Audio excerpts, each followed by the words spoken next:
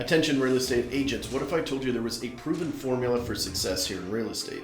In this video, I'm going to spill all of the success secrets that I wish I would have known when I first started, and basically go through a what would I do if I was brand new in the industry again. So, if I was starting out as a new real estate agent, these are the principles that I would follow to ensure my success. The very first thing I would be looking for as a new real estate agent is what mentor and team to join. And I know what you're thinking. Well, why am I not looking for a brokerage instead, Mongo? Like, why am I going straight for a team and a mentor? Well, the reason being is your chances of success with a good mentor and on a good team is going to be considerably higher than just joining a brokerage for most people. Around 87% of real estate agents fail in their first year, and most of those are trying to do it solo at a brokerage.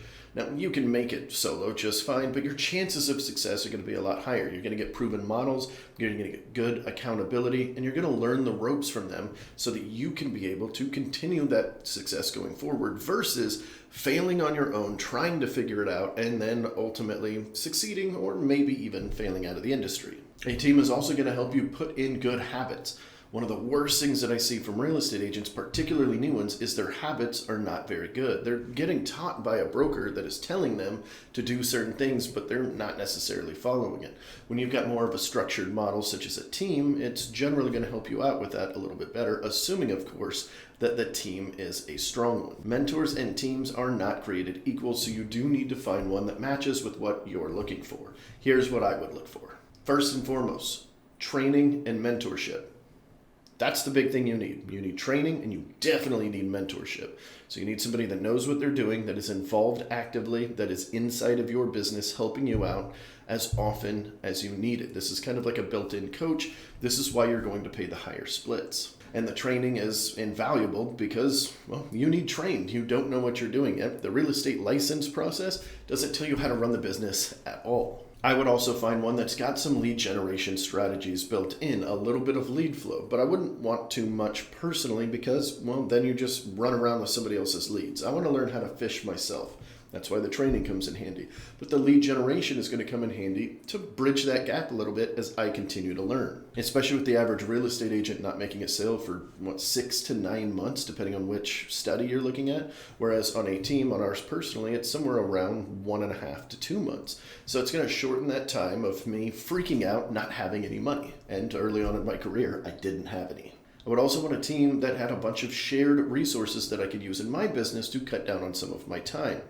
Things like CRM tools, CRM programs that are, maybe smart plans or campaigns that are going out, email campaigns, text campaigns, anything aesthetic in general, somebody that can help you with flyers and just anything that can shave a little bit of time off of me so that I could focus on lead generating activities while I build my business up. And I would also want to find a team that has diversification in their style.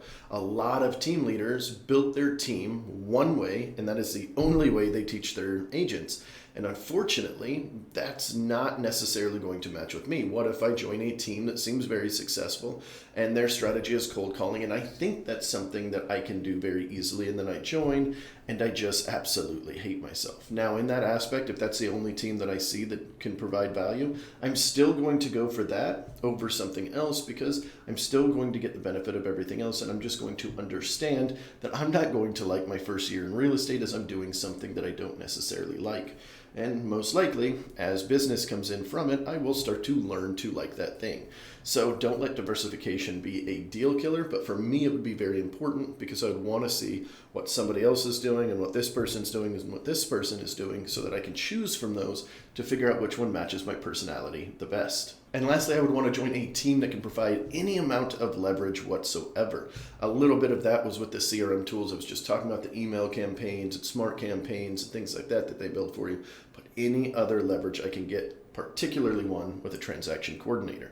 I don't see any reason in the world to join a team without a transaction coordinator unless it's for a very hyper-specific reason, at least for most new real estate agents. Now, before we continue, I want to introduce myself super quickly. My name is Mongo, or of course you can call me Andrew. I'm a team leader doing anywhere from $50 to $60 million in production the last several years. And I was in your shoes once upon a time. I joined this career from the military. I had no sphere of influence in the area that I was at because my squadron that I was with picked up and left. And I didn't bother networking outside of that. And on top of that, I was a really big introvert, so talking to strangers was scary. So that's my background in a nutshell. If you find this video helpful, please make sure you hit that subscribe button and ding that little bell so that you get notified every single time I do a new video. Now, for the next two items I'm going to talk about, the thought process on these two is to get something immediate and then start building long-term items. Okay, before I get into the core tenets of what I'm going to talk about, I need immediate income and I need to start building my long-term stuff that, eventually will overcome or overtake the immediate thing. So for the immediate thing that I would do is join some sort of networking group, preferably one that is tailored toward people that want to meet new people, not necessarily business people that want to run referrals back and forth. Although if you do have something like that, like a chamber of commerce or some sort of professional association, and it is a good one, then those are not bad to be in either. But for the most part, I find that it's just a bunch of people getting together, talking about their businesses, and not really collaborating all that well. So for me, it would be one of two things. It would either be golfing one time per week, and I would be doing or twice per week, whatever my budget would allow for this. And I would do it as a solo individual joining a team of two or a team of three. This way I can network a little bit more. I get some golfing in, have a little bit of fun, and we kind of share over that experience. Because I am introverted, that close-knit, tight circle, or just two or three people I'm networking with, is a lot easier for me than jumping into a crowded room of 50 people. And of course, when I first started, I didn't have any money, so this would not have been a good option. So if I'm being realistic, I would have done, exactly what I did do when I was early on in my career, and I joined a social sports league. The one that I happened to join did like 6 or 7 different sports throughout the year. They were each like 6 to 10 weeks long, and you just sort of did kickball one, and then dodgeball, and then volleyball, so on and so forth. And it was just a good way to get together, have, a little bit of fun, do a little bit of drinking, and just get to know the people around you. It's a small enough group that I can get to know everybody without overtapping my introvert, shyness, if you will. But it's also big enough that it provides a decent amount of relatively instant income. A lot of the people that join these groups are newer to the area looking to meet new people. And a lot of people newer to an area, they're renting at first, or maybe they're thinking about purchasing, they're staying with a friend or a family member and looking to purchase, and they might not have a realtor yet. I did this only for a couple of years, and it's been, probably 6 years since I've been in it, and I still get regular business from it because I stay in touch with all of the Facebook groups of all of us that were teamed up together. So now that I have the immediate thing out of the way, I know I'm guaranteed to be networking one day a week with at least 10 to 15 other people, and that's going to happen every single week for the rest of the time that I'm doing these sports programs. Now I need something a little bit more long term. Now, what I'm about to tell you is way different than what I did when I first started because, the landscape was considerably different. But what I would focus on for the long term is building my brand. This is absolutely huge right now, especially with the way the market's going and the way just everything in general is going here in real estate. Individual brands are taking over brokerage brands. Go on TikTok, Instagram, Facebook, and go search the brand for a major brokerage. I guarantee you can find dozens and dozens and dozens of individual realtors with a bigger following than them. But this has to be done over a long period of time, so that's why I would start doing it now. And I would do this primarily through social media. Before I shot a single video or got on social to try to build my brand, I would figure out what my brand is. There's a bazillion videos out here on YouTube for you to figure this out, so I'm not going to go over that in detail. But I would narrow down my brand and then figure out 1 to 2 platforms that I could really excel on and go all in on those platforms. I wouldn't worry about the other ones as much. I'll talk about social media here in another minute or two, but that would be the basic strategy so I can start leaning in on the brand building, and I would do that primarily through video. If you haven't figured it out yet, video is king. I've been doing it since 2014 in one aspect or another. It started in Facebook and then kind of maneuvered. Now it's YouTube and several different platforms and tons of shorts on multiple different social platforms. Video helps you connect with people much faster because they get to know who you are on a deeper level. This way, when they're calling or reaching out to you, they already feel like they know you. And really, being available is better than being the best real estate agent with the best marketing plan ever. Availability will always beat ability. When you're trying to figure out what 2 platforms to do, my suggestion would be do something that has long form content available in it and another one that has short form content available in it. For me, I would choose TikTok for the short term just because of the explosive growth on it, which is not near as good as it was 2 years ago, but it is still very good all in all. And then for my long form, I would choose YouTube just because that is the platform I prefer. But you can do long form content on Instagram, Facebook, and LinkedIn, so you can choose any one of those that suits you best. Or of course, just find programs that will syndicate it to all of them and figure out which one is taking off a little bit better or which one you like a little bit better, and then go all in on that one. Now, there are 4 different ways to build in business, right? Well, there's technically 5, but I'm not really going to get into the 5th one all that much. The first one is warm reach outs. This is reaching out to people you know. There's cold reach outs. You got it. Reaching out to people you don't know. There's posting content online, and then you can run ads. Now, of course, the 5th way to bring in business is word of mouth marketing, where you do such a good job that they want to refer you to all their friends and family. That should be the baseline of your business. I'm not going to dive into that much more in this video, but we do have other videos on my channel. So if you want to go back and search those, you definitely can, or hit subscribe so that you'll see those whenever I talk about customer service in future videos. Customer service is very important to me. It is the rocket fuel for your business. So between these 4 items, you've got warm outreach, cold outreach, posting content, and running ads. You need to be choosing a few of these. I suggest you have 3 pillars of business you bring in. So if you didn't like either of the other 2 that I would have gone through personally, then choose 3 of these. And I'm not going to go over a comprehensive list of each one, but I'll give you some general ideas. So warm outreach. This is mainly through your sphere of influence. I think it's silly that agents don't push into their sphere of influence at all. This is your biggest source of income, both now and in the future, because these people already know, like, and trust you, and they need to know, like, and trust you in order for them to do business with you. Well, what a great place to start with your sphere of influence. If it were me personally, I would ensure that I have at least 1 in-person meeting every single week with somebody or a group of people. This can be done by just offering a lunch date, a coffee date, by doing a small intimate game night at your house with 3 or 4 of your friends. You could do this with a big party if you're a little bit more extroverted and you like having that. You can host a little pool party at your house. If you don't have a pool, obviously, just a normal party or what have you. But these are all great ways to engage in your sphere of influence. I would also make sure all of my sphere of influence, anybody that would recognize my name, is on a campaign in my CRM to contact them every 3 months. At least some of them need to be contacted a little bit faster. And then, of course, as I meet new people, let's say at the networking event that I talked about earlier, the Social Sports League, I would add them in as well. Mainly because the sports league is only for, like I said, 6 to 10 weeks. And after that, they might not join or they might get on a different team. I want to make sure that I'm continuing that relationship in perpetuity to gain the trust of them and their friends and family down the road for referrals. And lastly, this could be considered warm outreach or a cold outreach, kind of depending on the situation.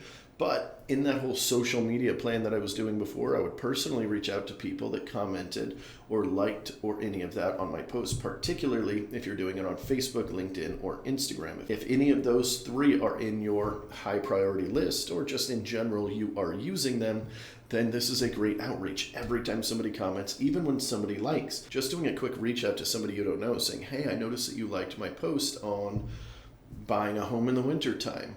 Just wanted to say thank you for engaging in my content. Is there anything more specific that you'd like to know? This way you can get a little bit of content back if they give you any feedback, or if they're just, not interested, you're going to find that out too. This is a great way to have more potential real estate conversations. The next way to get business in sales, which is what you're in, is cold outreach. Now, a lot of people get really stuck on cold outreach. In fact, it is pushed really hard at a lot of brokerages. And it's not always for everybody, but if it is for you, this is a great way to build it into your business, and it is one of the faster ways to create real estate sales. There are lots of cold ways to reach out to people. I'm going to name 5 of them, and I am going to go in order of how I would be doing them if I were to add this into one of my 3 main pillars of building business. Number 1, for rent by owner. I just did a video about this a few weeks ago. If you guys missed it, you can go back into my stuff, and you will definitely see it in there. For rent by owners are very overlooked right now. In fact, they've kind of always been overlooked. There's not generally a lot of people that are hitting them regularly, and there's tons of ways to do it. Again, watch that video. In fact, we'll throw it in the cards up here up top if you want to right-click that, throw it in a new browser, and continue finishing this video. The second thing I would consider is circle prospecting. Circle prospecting is easy to get the numbers, it's inexpensive to get the numbers, and this is basically where you are calling around a house or calling around a neighborhood if you want to. Personally, how I would do circle prospecting is doing it around open houses. This way I'm kind of double dipping. I'm doing open houses, and then all of the activities leading up to that open house can bring in more business. So I would grab 500 names around every single house, or 300 or 100 or 50, whatever makes sense for you. Most CRMs will have a geographic farming tool in them. You can actually pull all the names and numbers out. And I would simply call every single one of them and say, hey, Mr. and Mrs. Smith down the road, or they're selling their house. They wanted me to do an open house, and reach out to all of the neighbors to see if you know somebody that's interested in purchasing this home. We would love to see you buy at the open house. Now I'm kind of double dipping there. I get a good conversation going with somebody. I ask them if they've considered making a move. If they are, I add them to my CRM. I continue contacting them regularly. And if I had a little bit of extra money on hand and I wanted to do kind of a mailing campaign, I wouldn't start with a farm because that's far too costly for me as a new real estate agent, or would have been back then.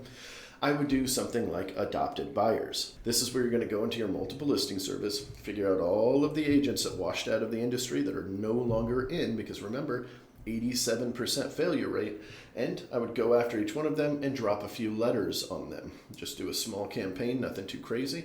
Just say, hey, I notice that your real estate professional is no longer in the industry. If you'd like to be kept up regularly on the actual value of your house, parentheses, not this estimate, comma, LOL, that thing is always wrong, something in there that kind of says that. And then I would love to be the agent that you think of. And if you already have another agent in mind, I would love to be your backup. Here's my contact information, maybe a QR code to some sort of value add or something like that. And of course, there are other strategies with adopted buyers. That's just the one I would do personally. And if none of those sound like something you want to do, you've always got the go-tos, right? The for sale by owners and the expired listings. The next way to bring in business is posting free content. I know I talked about this already. That's one of the main things that I would push into personally, but here's some other strategies you can consider.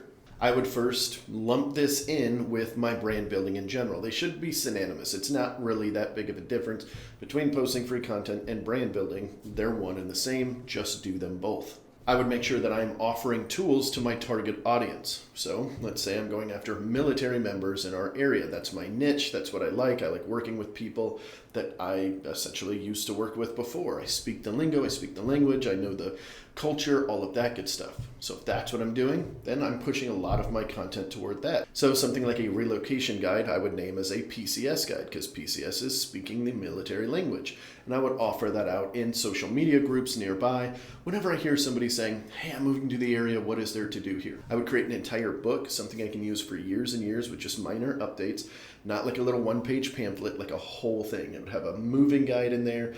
It would have suggested businesses in there, not ones that are paying to be in there, ones that are actually useful to the consumer and things like that. This way I can offer that in, I can build a landing page around it, and anybody that wants to can sign up to get that, and it'll give them a ton of great stuff. Also make sure there's area specific stuff in there. I'm in the panhandle of Florida, out here in Destin, Fort Walton Beach area.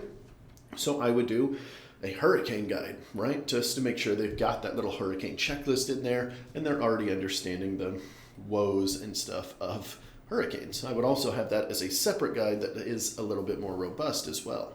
And in fact, anything else I can think of that would be a good guide to give to somebody or some good value add to give to somebody, I would do that. And I would promote products inside of the other products. So my main relocation guide or PCS guide would have a few of the other ones. It'd have a hurricane guide. It would have a best things to do in the area guide. It would have all of these things so that they can go from one to the other and then stay involved into my circle. Now, when we're talking about posting free content, we talked earlier about having two main platforms to push on. I would make sure that that is consistent and that you're posting consistently. If you're not posting consistently, it doesn't matter. You're not building brand. You're hoping to get lucky. That's a big difference. And lastly, I would put all of this same information and repurpose every video I did and every little thing that I did into content on my website. Whether that's posting the short that I just did on my website or the long form YouTube video or what have you, I would turn it all into content on my website. Your website is your storefront. I know Zillow takes over a lot of that and a lot of people don't push their website near as hard, but at the end of the day, that is your storefront and you need to have tools and value add inside of your own website. And the last way to build your business up is running paid ads.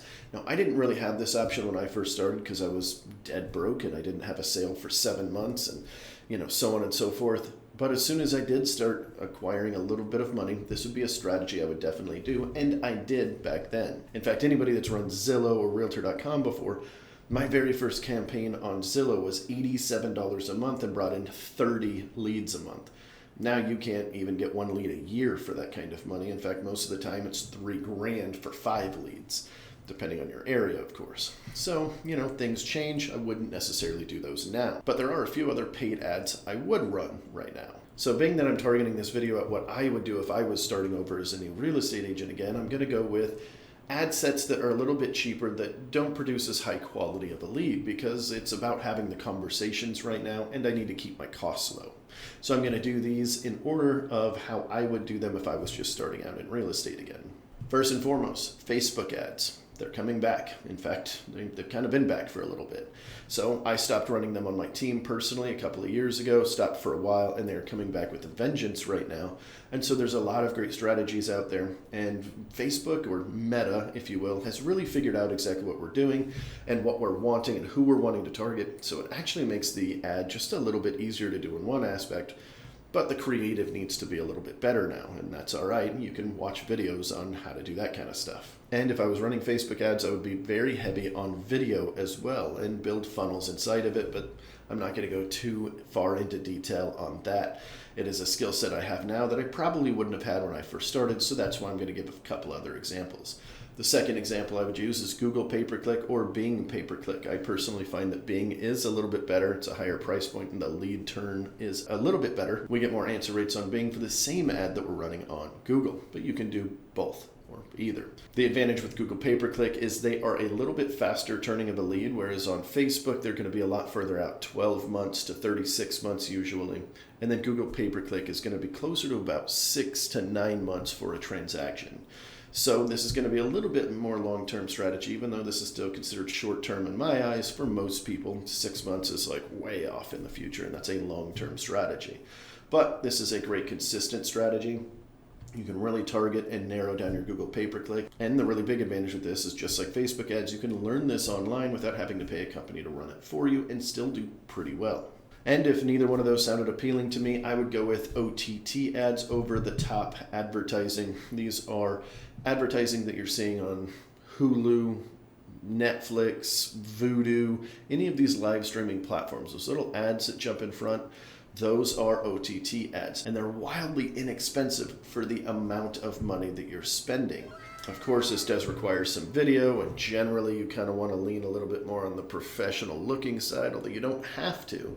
And this can be a great way to get your message out to your audience as well. And lastly, I would look through your CRM system, your customer resource management or relationship manager, what have you, and figure out what products they provide that can help you bring in business or generate business. Most of them will have it. They'll have seller ad campaigns, buyer ad campaigns. So heck, some of them will even run your social media for you. So click through those and figure out which of those sound like they might be good to you. Those are the 4 main ways to bring in business. Real quick recap, I would do something immediate that brings in business now, and I would do something long-term, and then I would figure out what my other pillars are. If those are 2 separate pillars, then I only need to build in 1 more pillar from the things that I was just talking about. So that's what I would do, and this is something that I wish I had when I first started, because this would be a blueprint for instant success. Well, maybe not instant success, keep in mind everything takes time, but it would definitely put me on the right path for a successful journey here in real estate. If you found this helpful, please hit that like button, consider subscribing, and if you do, make sure you ding that little bell as well. And of course, all of my contact information will jump on the screen. You can reach out to me on any of my social media, call me, text me, book an appointment, email me, however you want to get a hold of me, especially if you want to talk about our brokerage, LPT Realty, and why my entire team picked up and moved over here. I would love to chat with you about it. Other than that, that's all I have. I'll see you guys next week.